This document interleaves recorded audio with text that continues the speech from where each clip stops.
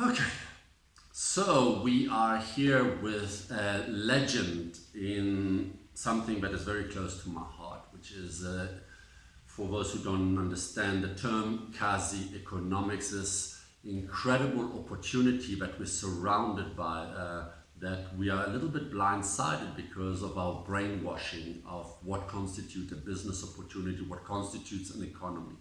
And in my travels around the world, I come across a lot of what is classically known as formal and informal markets. But it's actually nonsensical. If you scratch a little bit at the surface, the informal market is enormous. It is actually sometimes eclipses the opportunities in the formal sector.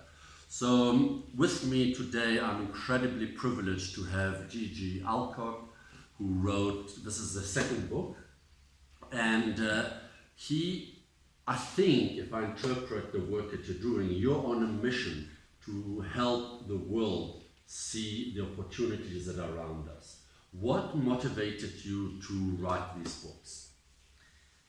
So my business was involved in the informal sector, and to a large extent it's the kind of, well, people call it the invisible sector, which is ridiculous because it's only invisible to corporates and people who live in ivory towers outside of that space.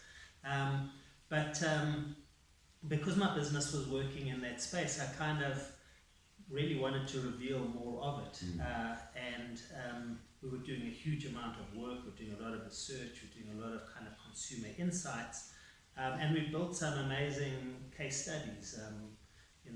My famous one is we built a R1.5 billion sector for cheese slices for Parmalat in Township, fast food and Porters and Faircook. So it was really about the first book was very much trying to showcase that there was the sector, that what I call Garcinomics, which was this economy, although the word is Garcinomics, which is the economics of the township. It was just a term I was trying to develop because it's not really only in the townships, it's all around us, in the suburbs, in the inner cities, and the township rural areas, it's predominant. And my first book was kind of around South Africa and those informal economies and some case studies around it, understanding things like, I wrote about the Societies of Extraordinary Women, which was the Stokvel sector and what really made it tick, and that's a 44 billion rand sector with 60% of those communal savings groups unbanked. So it was really about that. The second book, Garcinomic Revolution, was the more I dug into this, I realized this is massive. It is a revolution of small people doing really big things throughout Africa. And that this Garcinomic economic activity is very similar to the gig economy. There's remarkable parallels. In what way? Well, if you look at the gig economy, what is the gig economy about? It's about this, again, invisible economy in many senses. And it's about a multitude of small businesses. So if you look at Airbnb is a multitude of people with 1 or 2 bedrooms or beds available who've literally been networked through technology.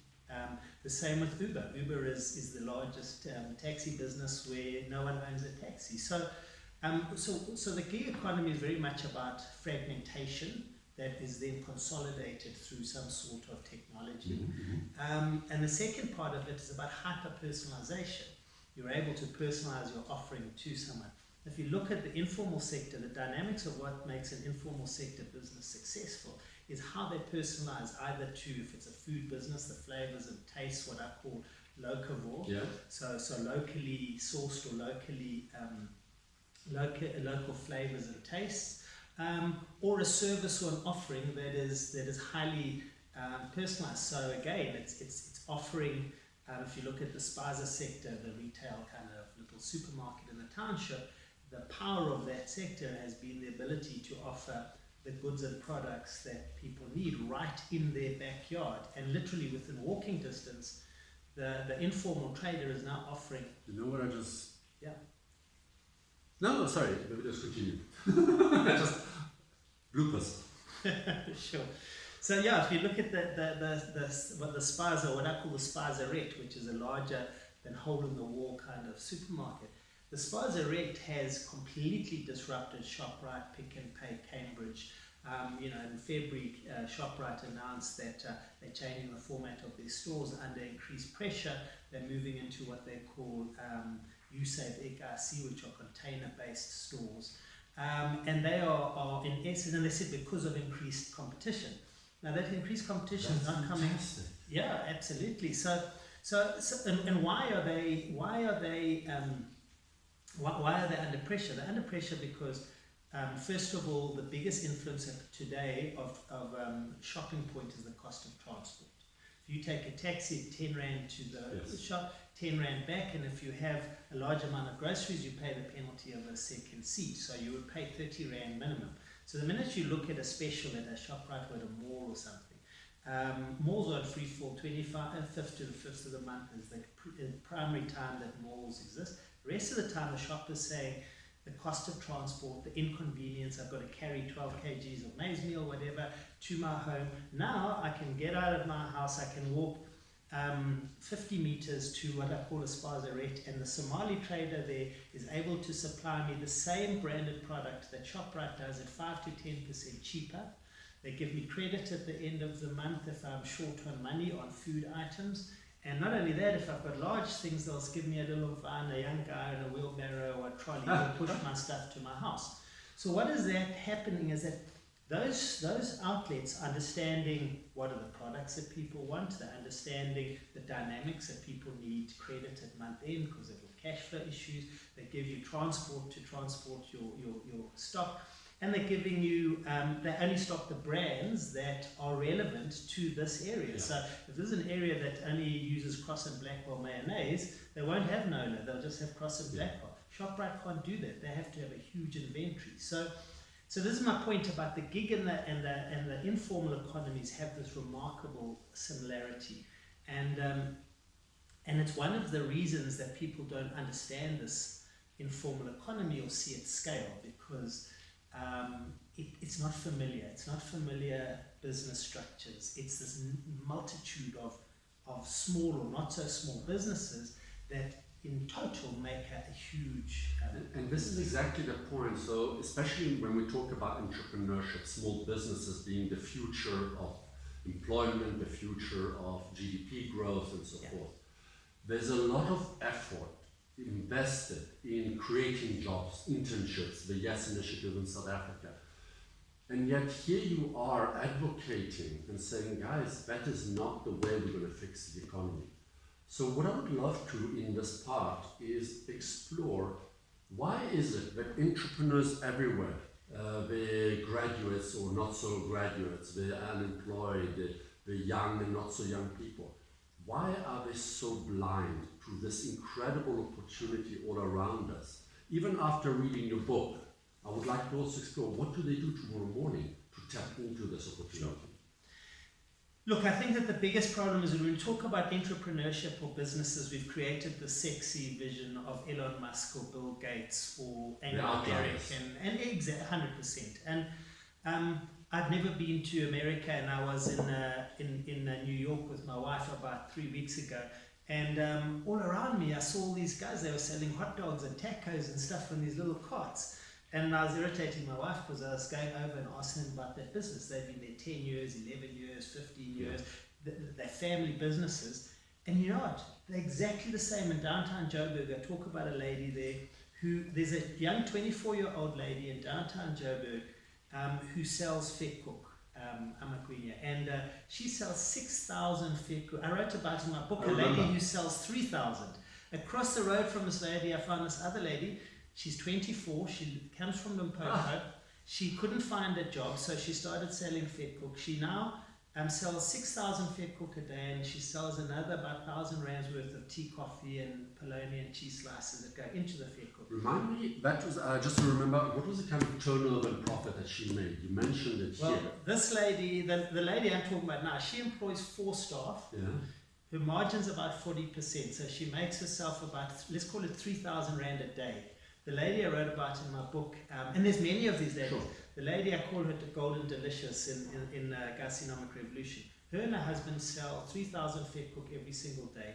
He purchases 40 bags of 12.5 kg Supreme flour every single week. He can show you the slips. And they make about 1,500 Rand a day profit. They're building a 2-story house in Soweto, and yet we walk past this lady and we go, shame, this poor lady, because we've created the sense that the informal businesses are subsistence and survivalist businesses. And this, for me, is the thing that is the biggest mistake, is we do not recognize these as businesses. The guy in New York who's got a hot dog stand, the city of New York allows for him to be in that space. They have a way he gets rules and regulations and whatever. But the city of Joburg wants to kick these people off because it doesn't recognize them as businesses. And this is the biggest problem. So both municipalities, government, and future entrepreneurs or future business people don't recognize opportunities like that, because we have no concept that we have the sense that they hand to mouth. And that the other thing we have is that they would tomorrow take another job if they could get one. Yeah. Those people, my simple measure of thumb, the thumb suck thing is, I walk up to people in that space and I say, how long have you been in business?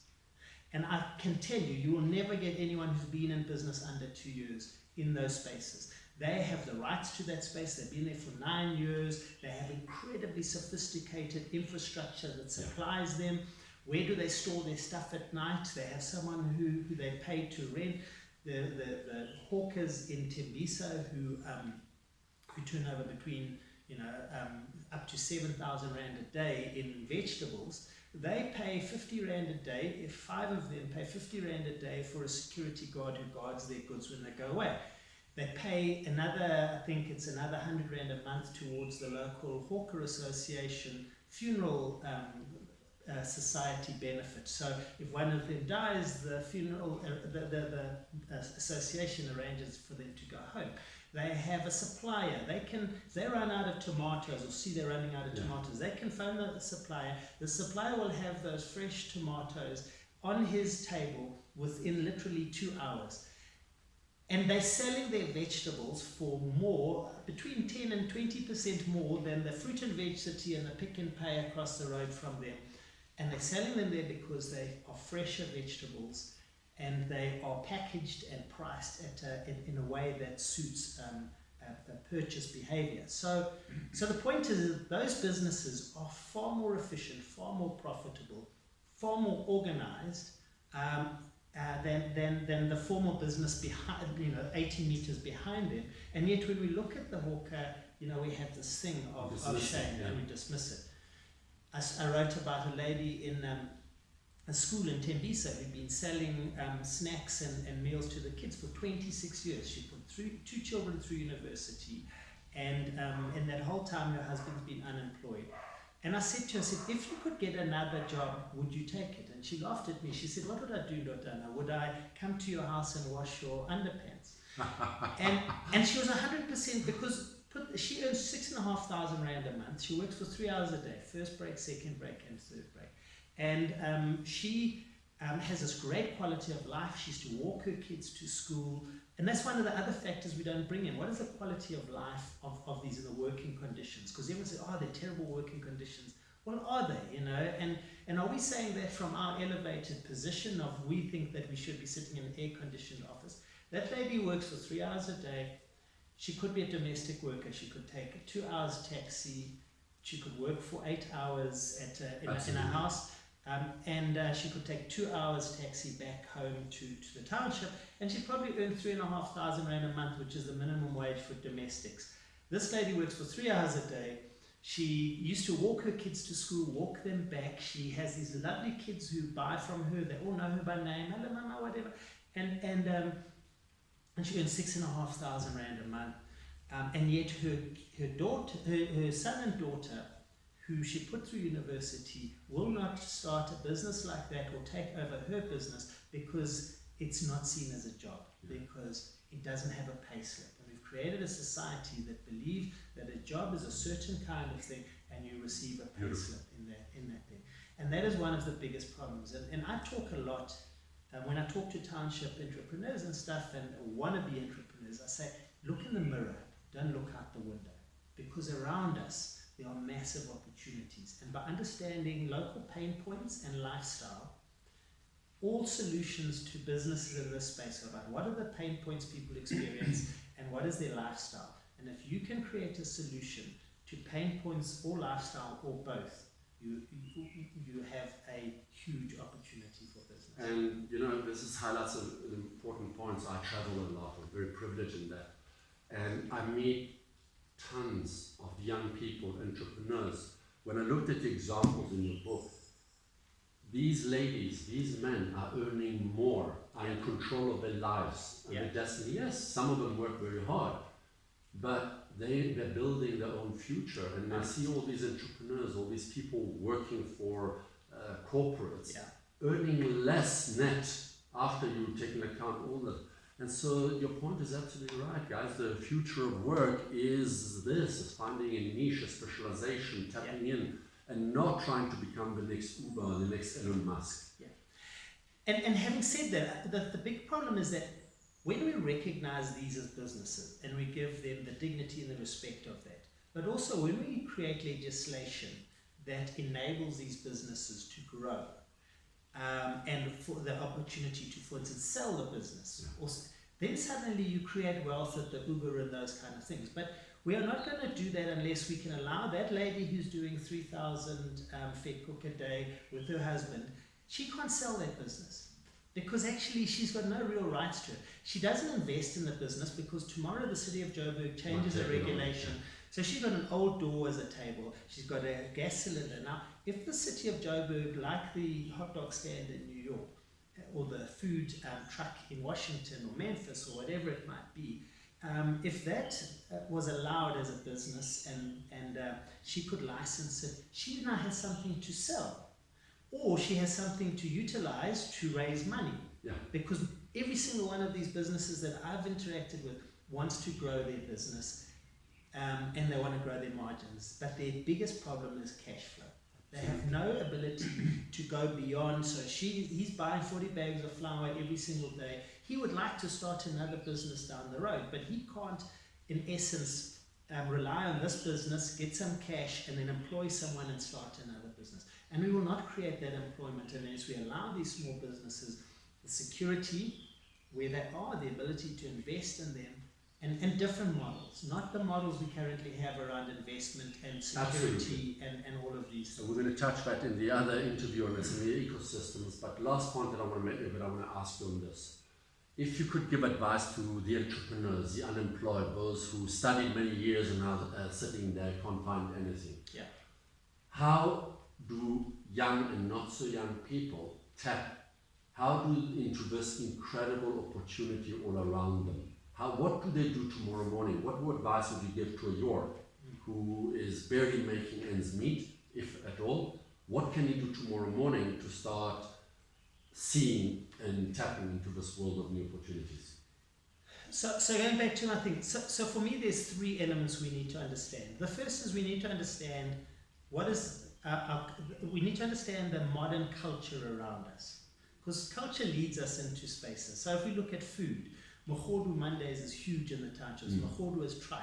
Okay. And I'm talking now premium. It's not like a poor people. You go to the Mokgodu venues in Soweto on a Monday, you have Porsches and Beamers and Bentleys parked outside these places. So culture allows us to understand a lot about our society and some of the opportunities there. For instance, unveiling ceremonies is a huge thing in the township space. Unveiling ceremonies are celebrations of someone's death, basically, and there's a lot of money spent in it, whether it's catering, whether it's tent hire, whether it's supplying the goat that needs to be sacrificed. Blankets are a very important part of this. They're not for warmth, they're actually, so culture is a starting point for me, is look in, and this is the thing about the mirror, look at in your culture. The second thing for me is understanding lifestyle.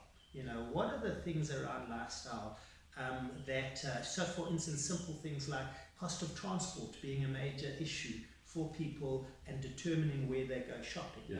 Understanding the dynamics of the taxi trade and the difficulties of how people travel from place to place, or those costs. Simple things like that allow us to then say, what is a solution that solves a problem within the lifestyle or enhances your lifestyle in some way or another. And then the third thing for me is understanding what are pain points. And I'll give you an example. In Nigeria, there's a group called the Tolerant Group that I wrote about. The Tolerant Group has a brand, Indomie Noodles, and in 9 years they made Indomie the #1 consumer brand in Africa. They sell $1 billion worth of Indomie noodles a year. And they recognized 9 years ago some simple things. The first thing they understood, they said, what is the biggest pain point in Africa or in Nigeria? It's the cost of fuel, whether it's charcoal, paraffin, or electricity. Cooking food is a huge pain point. Instant noodles resolve that because it's a 3-minute product. The second thing that they said was that people look for protein. And if they look at maize meal is 5% protein and noodles are about 70% protein. People look for filling food, and noodles are filling like maize meal or cassava meal that they're using. And most importantly, they recognize that from a lifestyle perspective, that consumers buy their food a lot of the time from street vendors. So when they launched the instant noodles, they launched them to instant vendors, what they call Mashai ladies. They launched them there, they were solving a pain point, they were giving you a filling protein-rich product in comparison to the other, and they launched it through these local ladies where people went and bought their lunch or their supper or stuff like that, and they saved them the inconvenience of having to get firewood or charcoal or these electricity problems in Nigeria. Now that for me is the perfect solution. It's like if you look at that, you understand they looked at lifestyle, they looked at pain points, they looked at culture, and etc. So, and they built this massive thing, and they delivered to 500,000 points of sale per week. Everyone from a hawker all the way through to a warehouse. They deliver every single week. They've got this remarkable business called Multi-Pro. And this is another thing that I think is key. They have supplier relationships with the entire 500,000 people where they reward people for being dedicated Indomie distributors. And all of the business I looked at were businesses that rewarded their partners. There were reciprocal benefits to this. So I'd say if you are also if you are an entrepreneur wanting to go, look at all of these dynamics around you. Look where someone is not fulfilling or not resolving a pain point, and then say, when you build this thing, how do you build it so there's a reward? So if you are supplying food outlets, do you then, how do you benefit that food outlet? My cheese Parmalat thing, we created a product called Parmalat Puma Pambili, which was a simple loyalty exercise. The outlet was rewarded for buying or earned points, and those points they could then exchange for tables and chairs or product or whatever. That simple loyalty exercise, it doesn't exist. Loyalty relationships based on that do not exist in the corporate world. And it creates a massive opportunity for people who do create reciprocal benefit loyalty structures. So if you are distributing a product, you reward people for loyalty. Why not reward consumers, why not reward B2B? 100%. So I think that the opportunities are reflected in so many of these kind of dynamics. And the big thing for me was that none of these that I wrote about, none of them were research projects. These were specific projects we ran on the ground very successfully, and we paid lots of school fees. Sure. But these are real examples of what is possible out there. I mean, when we created the cheese slice project in 2005, we launched cheese slices into quarters and Faircook. At a time, people didn't know what a quarter was. Yeah. Today, it's worth 1.5 billion rand a year. That's just to Parmalat. The industry we created is probably worth over 2 billion rand a year. Just the water sector is worth 10 billion rand a year. Now there's this multitude of people saying, hey, we must get into this kind of space. But we understood those elements, and we then rewarded the outlets in that space. And if you enter that environment, and I think the other thing is that you've got to, this flipping hard work, to start these businesses. You're going to start small, and you've got to have a timeline of 5, 8, 10 years. Yeah. Again, all of my projects, sorry, but tell me which business doesn't have similar characteristics. We may pretend it doesn't. 100, but You know, when we look backwards at Richard Branson or we look at Elon Musk, you know, the story seems so easy. You know, it was like, oh, the next thing they were. We don't recognize those. They started small and they suffered through this kind of thing, but they believed. I think that the big thing is you mustn't be wanting to create that Elon Musk moment. You must actually be wanting to have your little business in your little garage like Steve Jobs did. And then from there, suddenly, you will be surprised. Suddenly, you start getting the replica. I was the same with Minanawe. It was a tiny little business, and next thing we were selling to a multinational. But it took me 25 years to do it. Everyone says, weren't you lucky? I'm like, it was 25 years. But it was 25 years of also understanding that space intimately. I became the expert of understanding township economies, understanding what were insights about people's lifestyles, pain points and stuff like that. You build yourself the expert not in doing business. You create the expertise in understanding the dynamics of the society you're serving, and then actually the solutions start becoming easier. And if there's one takeaway from today's conversation, his books is exactly that. And something that most entrepreneurs and aspiring entrepreneurs overlook, which is listen to your customers, listen to what the market needs. Too often we live in this bubble, we have an idea and we project this idea to say this is what the world needs. Yeah. Thank you so much for your time. Buy this book, it'll open your eyes. Thanks for watching.